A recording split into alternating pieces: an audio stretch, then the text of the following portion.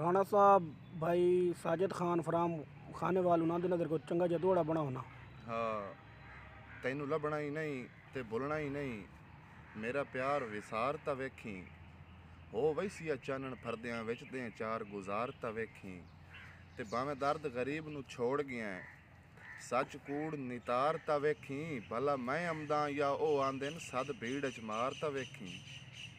मेहरबानी जनाब।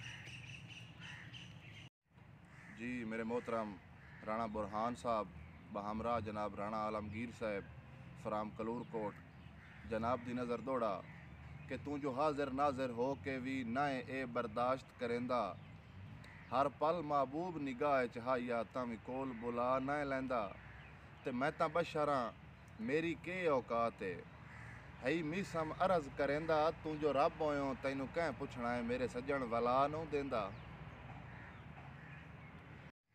जी मेरे मोहतरम मेरे प्यारे भाई पंजाबी शायर तलाल डार साहब, जनाब दी नज़र लाइने कि या रुस नहीं या साजा मुकावण दी सोचा, मनीवण दी सोचा मनावण दी सोचा, तेरी अपनी किस्मत ते साडे मुकद्दर मैं बोलण दी चैना बुलावण दी सोचा।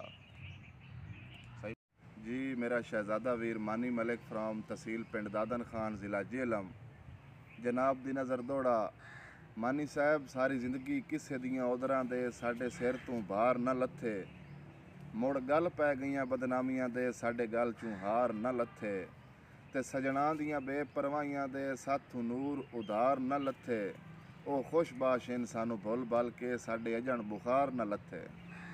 राणा साहब जेड़े बहु रुस दे मनी दे उन्होंने वास्ते के आखसो?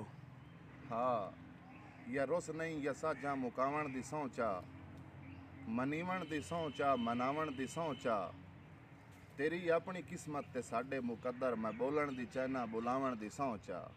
वाह वाह क्या बात है राणा साहब। साहब जी जेड़े बंदे बहु रुस दे मनी दे उन्होंने वास्ते के गल है? हाँ, या रुस नहीं या साजा मुकावण दी सोचा, मनीवण दी सोचा मनावण दी सोचा, तेरी अपनी किस्मत ते साडे मुकद्दर मैं बोलण दी चैना बुलावण दी सोचा। राणा साहब मलक हसन अवान दी बर्थडे उन्होंने वास्ते कोई चंगा जिहा दोड़ा सुना होना।